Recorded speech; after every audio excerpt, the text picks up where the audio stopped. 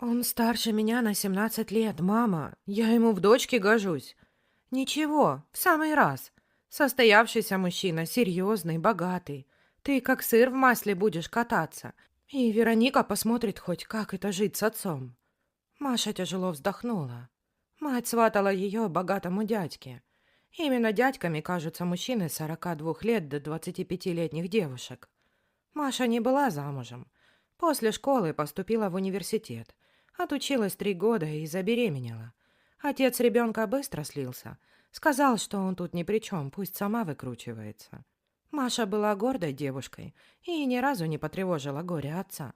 Мама Маши, как ни странно, спокойно приняла новость о ребенке. Отец радостно потирал усы, ожидая внука или внучку. Родилась Вероника. Маша заочно закончила обучение. Родители помогали во всем.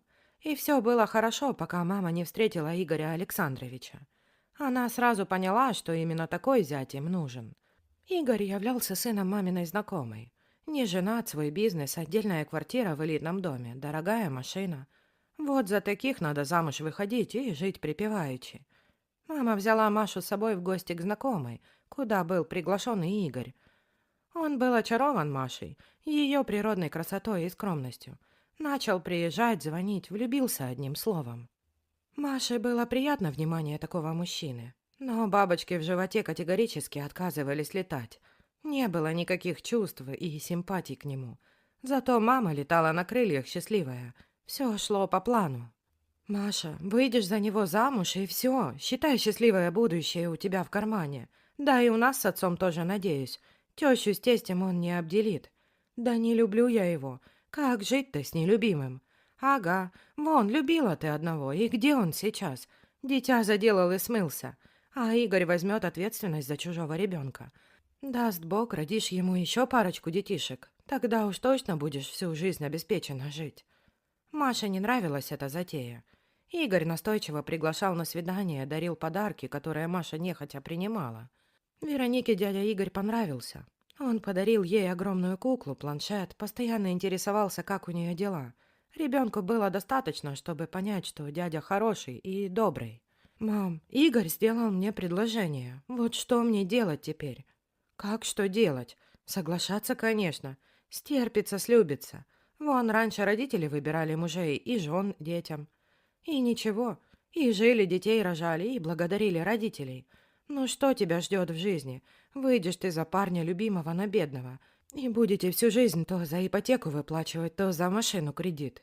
И в итоге он загуляет и уйдет от тебя. Вон сколько случаев таких. А ты будешь с детьми тянуть лямку. Так что не раздумывай, выходи за него и живи спокойно. Но счастье ведь не только в деньгах.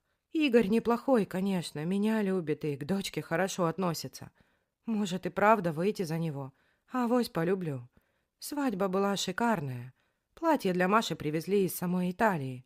Кружевное и очень дорогое. Игорь сиял рядом с такой красивой невестой. Машина мама тоже была счастлива. Дочь пристроила в хорошие руки.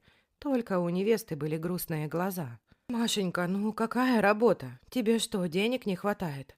Лучшие салоны, магазины в твоем распоряжении. Хочешь, я тебе свой салон красоты открою? Будешь хозяйкой там».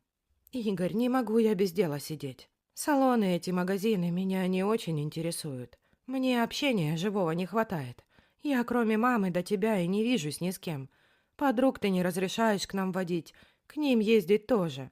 В гости мы никуда не ходим. Чувствую себя в золотой клетке. Ну, знаешь ли, тебе грех жаловаться на клетку. Я тебе машину купил, езди куда хочешь, в салоны, например. Да не хочу я в салоны. Мне хватает пары раз в месяц. Я ведь по профессии воспитатель. Мне нравится с детками работать. Негоже моей жене работать в садике. Разговор окончен. Маша тяжело вздохнула. Вот она, обеспеченная жизнь. Скукота, да и только. Ей не доставляли радость ни подарки Игоря, ни деньги. Радовала ее только дочь. Родителям она постоянно возила полные сумки продуктов. Мама принимала их как должное. К Игорю она так и не прониклась чувством. Он начал вызывать в ней тихую ненависть. Ее раздражало, как он ел, спал, смотрел телевизор. Исполнение супружеского долга вызывало в ней отвращение. Через месяц Маша призналась. «Игорь, я должна тебе сказать. Я устроилась в хороший садик, там место освободилось. Выхожу со следующей недели». «Вот как значит. Не слушаешь мужа». В стену полетела тарелка. Игорь покрылся красными пятнами. Маша не видела раньше его таким злым. «Я же русским языком сказал, никаких садиков. Ты будешь сидеть дома и слушать меня. Нечего там хвостом вилять. Рога надумала мне ставить, не выйдет. Лучше бы задумалась о ребенке, я сына хочу». Маша была в шоке. Слезы капали прямо в тарелку, из которой она ела. Она молча встала и ушла в спальню. Вероники не было дома. Не видела хоть эту безобразную сцену. «Мама, я собираю вещи и переезжаю с Вероникой к вам. Игорь кричал на меня, не разрешает мне выходить на работу, я не хочу так больше жить. Не стерпится и не слюбится. Я это точно поняла уже. Дальше будет только хуже». «Не дури, Машка. Живешь как королевна и носом крутишь еще. Спасибо Игорю должна сказать, что женился на девушке с ребенком. И родители его приняли тебя как родную. Дался тебе этот садик. Чужим детям сопли там вытирать за копейки. Вот счастье. Сиди и не рыпайся». Маша заплакала. Зачем только она мать тогда послушала и замуж вышла?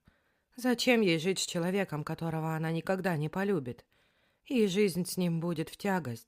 Маме хорошо говорить. Прожила с отцом, за которого по любви вышла. На следующий день Вероника не пошла в детский сад. Маша специально не отвела ее. Собрав необходимые вещи, Маша вызвала такси и уехала с Вероникой на съемную квартиру, которую нашла и забронировала в интернете. Мужу оставила записку, в которой написала, что не любит его и хочет развестись. Домой она ехать не захотела, так как мама могла завернуть ее с порога и отправить назад в золотую клетку. Игорь звонил и угрожал, и по-хорошему просил вернуться, но Маша стояла на своем. В итоге развод. С чем пришла к нему, с тем и ушла. А Маша влюбилась в простого парня-работягу. Живут вместе, расписались, платят ипотеку и безумно счастливы. Скоро родится сын, а ее мама тихими вечерами грустит, что был такой шанс у дочки прожить безбедно, а она его профукала. А вы как считаете? В золотой клетке без любви можно жить? В последнее время часто слышу от молодых барышень, что изначально надо искать богатого и успешного мужа, а потом все остальное. Грустно такое слышать от молодежи. Для многих главное деньги, а не чувства.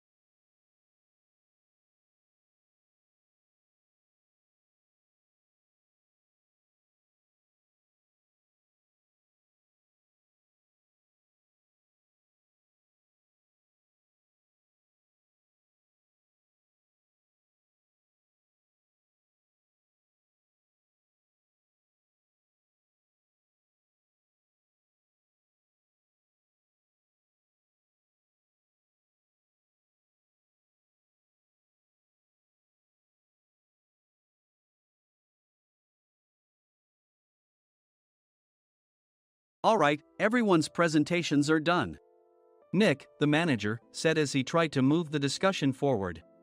Excuse me, I haven't. I recently found out something.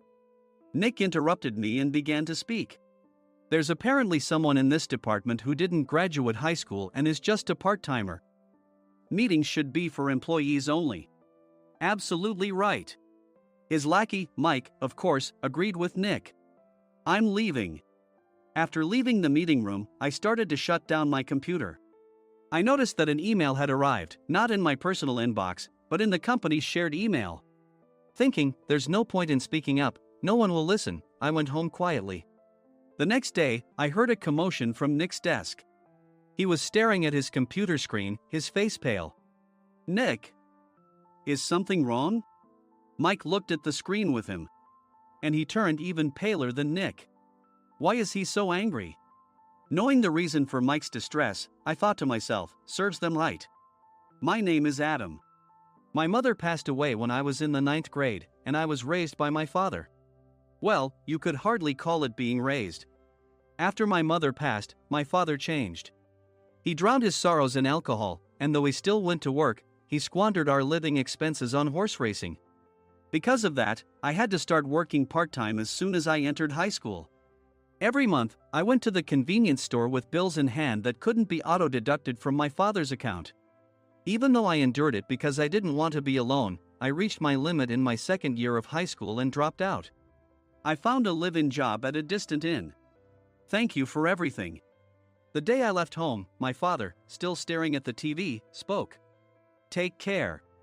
That was our last conversation. Back then, 18 wasn't the age of majority, so I needed my father's permission to work, and I couldn't hide my place of employment. Yet, my father never visited me even once. I kept working just to survive, and before I knew it, I was 42. Years of hard work paid off, and I was transferred to the headquarters. I was thrilled to be recognized by the company, as I thought I'd be working in the field until retirement due to my lack of formal education. Listen up. Our work can change the future of our employees. Don't drag us down. On my first day after the transfer, Nick, dressed in an expensive suit, spoke sternly. There was a reason for this. Our inn was located in a prominent tourist destination, known so well that everyone in the state could sing its commercial jingle. At its peak, we had 5 locations within the state. But that was long ago. Due to financial difficulties and aging facilities, only the place where I had worked for many years and the original establishment remained. I was prepared to lose my job anytime, but now there was a glimmer of hope. With the rise of social media, the tourist area where the inn was located started gaining attention again. Depending on how hard the sales department, where I was transferred, worked, we could either thrive or be forced to give up this prime location to the new hotel chains continuously popping up. For Nick, who had switched careers from another industry to strengthen our sales, this was a battle he couldn't afford to lose. I understood why he had to be strict. I will do my best. Nick sneered at my enthusiastic declaration. Did you not hear what I said? I'm sorry. I thought I was listening carefully. Out of habit from years of customer service, I apologized reflexively, though I had no idea what had offended him. Someone was watching me with a smirk. In this department, there are those who are expected to excel and those who have been shoved here because they have nowhere else to go. You are the latter. It was Mike, the section chief. He's 7 years younger, at 35. But he was called to headquarters much earlier than I was and had been moving around within the headquarters ever since. I'm not jealous, but I can't accept that he's my boss. Graduating from a prestigious university, he has an unusually high pride and caused many problems as a newbie, making things very difficult for me when I was the front desk leader. When I found out Mike was transferred to the sales department a month before me, I was disheartened. Mike is right. With just a middle school diploma, there's not much you can do. Don't even think about achieving results. As if I didn't exist, Nick remarked, I'm thirsty. Mike eagerly ran to the coffee maker. It seems Mike is Nick's lackey. I regretted being happy about my transfer to headquarters, wishing I had stayed on site forever. Send a direct mail to every company on this list by the end of the day.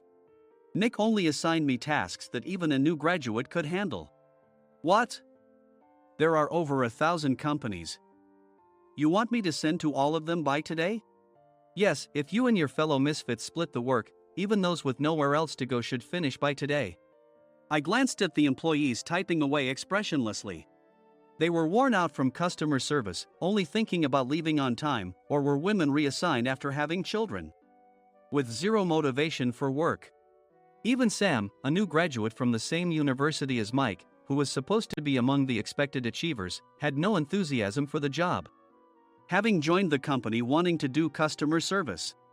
I don't care what they say, I plan to quit any time, he said. Only Nick and Mike were highly motivated, making all the decisions between the two of them. I originally only wanted to work at the inn to survive and had no particular attachment to this job. I swallowed my words, thinking I had no right to reprimand them. About a month after the transfer, Nick told us with a frustrated look. To commemorate the 50th anniversary, we've decided to create a plan exclusive for one group per day. Originally, Mike and I were supposed to come up with it, but our president, Mr. Thompson, insists on hearing everyone's opinions. So, you all get a chance. As Nick explained, Mike began handing out prints. Make sure not to embarrass Nick. If your ideas are half-baked, you'll have to redo them. It seemed that they had printed his handwritten notes by Mr. Thompson, which included several questions and a section for free responses. It made sense why Nick had to seek our input, given that all responses had to be submitted to Mr. Thompson. We were given a week to think about it, and a meeting was scheduled to compile our ideas. My plan is to let guests enjoy both the old and modern America. Nick began the presentations. Guests would watch a master confectioner at a nearby traditional sweet shop make sweets in front of them. The welcome drink would be premium tea in a bottle. Nick's plan was certainly attractive. After his presentation, Nick called on us to present in the order we were seated. Just as I stood up for my turn. All right, everyone's presentations are done. Excuse me, I haven't. I recently found out something. Nick interrupted me. There's someone in this department who didn't graduate high school and is just a part-timer. He was likely talking about me. I joined the company as a part-timer and was made a full-time employee when I turned 20. That was 20 years ago, so Nick and Mike probably had no chance to know until recently. Meetings should be for employees only. Absolutely right. After that, Nick kept creating opportunities to solicit everyone's opinions, purposefully excluding me from speaking. The meeting unexpectedly heated up and went past the scheduled end time. A few people asked to leave, and the discussion continued with the remaining few. Still here? Normally, you'd leave in that situation. Though I had no attachment to the job initially, hearing kind words from customers made me want to make them happier. For someone like me, with nowhere to go, the inn was my home and customer service was my life. I felt pathetic about my current self. I'm leaving. I left the conference room and started shutting down my computer. I noticed an email had arrived, not in my personal inbox, but in the company's shared email. Thinking no one would listen to what I had to say anyway, I quietly went home. The next day, while preparing the DM as instructed, I heard a commotion from Nick's desk. In his haste to stand up, he hit his knee on the desk. He stared at his computer screen, his face pale. Nick! What's wrong? Mike, thinking he should be the first to rush over, approached Nick while still wearing his coat. He peered at the screen with Nick. And he turned even paler than Nick. Why is he so angry? Who is responsible for this company? Nick, more irritated than ever, asked, and Mike answered without checking. Probably Sam. Sam wasn't there because he was attending a morning training session for new hires. Nick gave up on getting angry and returned his gaze to the screen. They were looking at an email that arrived right after the end of the working day yesterday. Apparently, no one, including me, had checked it before leaving. The email was from a large company that used us for their annual employee trips. The president and executives of that company also frequently used our services personally. President of the company, Mr. Mason himself, had declared that neither he nor his company would ever use our services again. Well, some companies cancel their employee trips or stop using our services due to financial struggles. Let's just move on. Mike kept wiping the sweat from his forehead with a handkerchief. Knowing why Mike was so agitated, I quietly watched their interaction. Do you know how much revenue we get from that company? We can find other guests to fill the rooms, but we'll lose the banquet costs, gift shop revenue, rental car fees, and more. Moreover, the gifts were supposed to be prepared by the traditional confectionery shop involved in Nick's proposed plan. If it's known that we incurred such a huge loss at this critical time, Nick's position in the company would be jeopardized. Nick took a deep breath, seemingly trying to calm himself. All right, Mike. Go to New York right now and apologize to Mr. Mason. What? You're coming with me, right? I have urgent work to do. I trust you, which is why I'm entrusting this to you. Please. Mike, believing Nick's sincerity, agreed with a determined look on his face, saying, yes. That's Nick for you. Even if Mike went to apologize, Nick would shift all the blame onto him if the client didn't change their mind. Well, it was Mike's fault to begin with, so it served him right. About 3 hours later, Sam answered a call from somewhere and repeatedly apologized, saying, I'm very sorry. Everyone watched to see what was happening. After ending the call, he informed Nick with a weary tone. When Mike arrived at the client's company, he only made things worse, further infuriating Mr. Mason.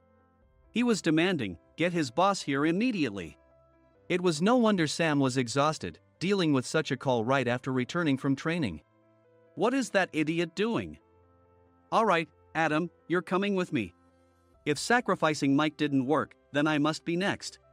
Normally, I'd want to refuse at all costs, but I saw an opportunity in this situation. If I can be of assistance, I'd be happy to join you. I obediently followed Nick, and we flew to New York. When we introduced ourselves at the reception, it became clear how serious the situation was, as the receptionist personally escorted us to the president's office. Angry voices leaked through the door, making both Nick and me uneasy. Excuse me. I'm Nick, the supervisor. I understand my subordinate has caused you trouble, and I deeply apologize. Nick, with his experience in the corporate world, knew enough to offer an apology before excuses. However, his customer service skills left much to be desired. I sighed as I saw Mike trembling like a small dog in the corner of the room.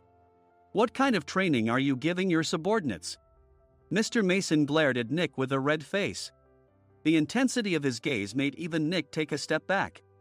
Regrettably, I joined this company only 2 years ago and was unaware of Mike's issues. I should have identified his shortcomings sooner. Indeed.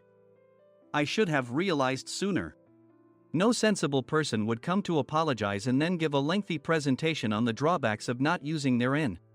Nick froze, his mouth slightly open. Suspecting the worst, I picked up the documents that had fallen to the floor. It seemed Mike hastily prepared these documents on the plane, listing the disadvantages. Disadvantage 1: if you change the venue for the company trip, employees might suspect it's for cost-cutting reasons, leading to a negative impression. Reading it aloud half-jokingly, Nick snatched the papers from my hand and checked the contents with a furious expression.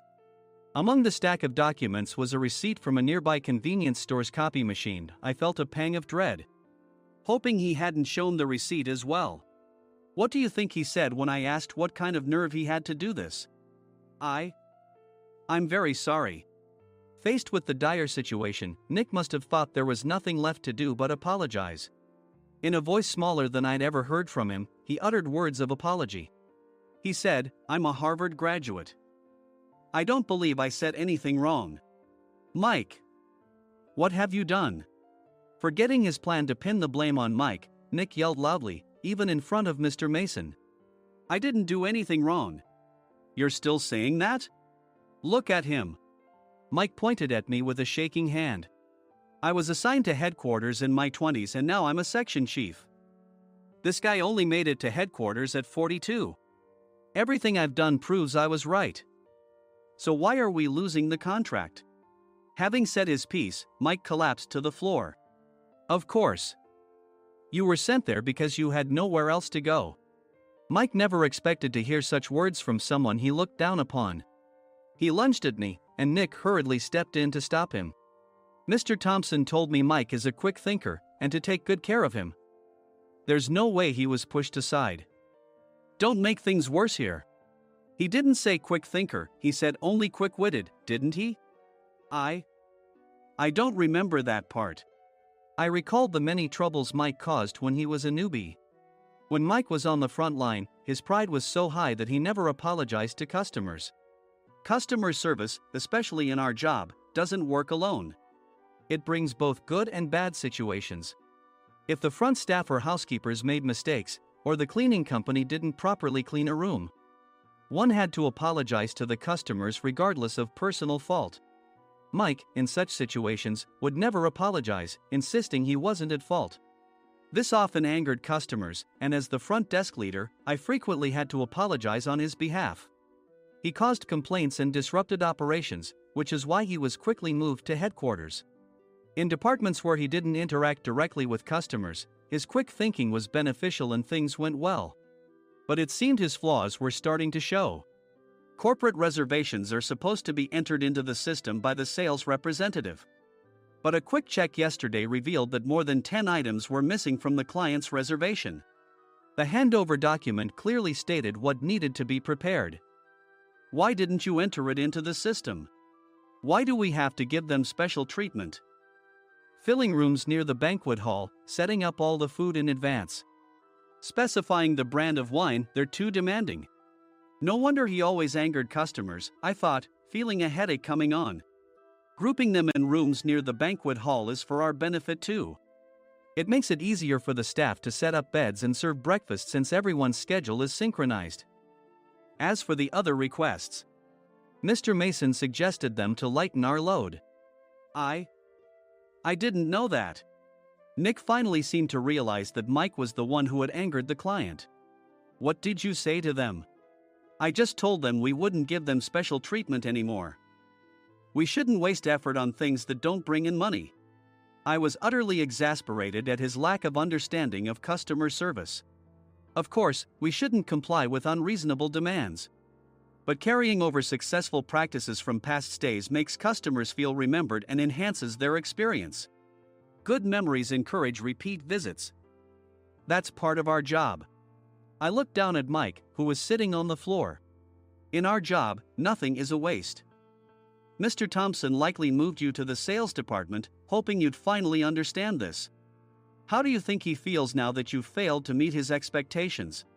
Mike, tears in his eyes, fled the president's office. I was amazed he still hadn't apologized. You have it tough, Adam. It's okay, we're all employees of the same company.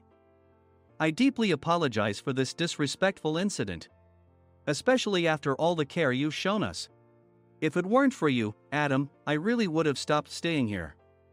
When I heard you were moving to the sales department, I was willing to reconsider if you handled it. Seeing us talk so amicably, Nick's face contorted. Do you two know each other? Adam's service is excellent. I always requested him specifically. Normally, we don't accept specific staff requests, but we made an exception for Mr. Mason, adjusting my shifts accordingly. He had personally stayed at our hotel just before my transfer, and during casual conversation, I mentioned, I'm moving to the sales department soon.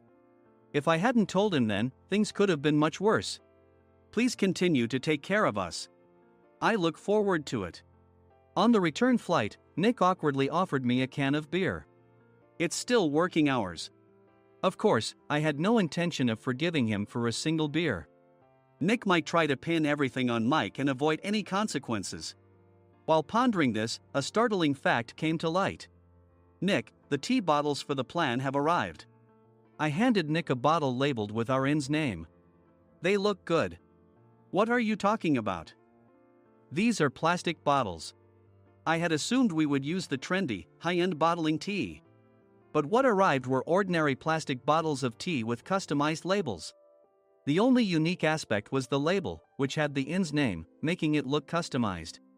Upon further investigation, I discovered that a substantial amount of money was set to be paid to the tea company. It was priced like bottling tea.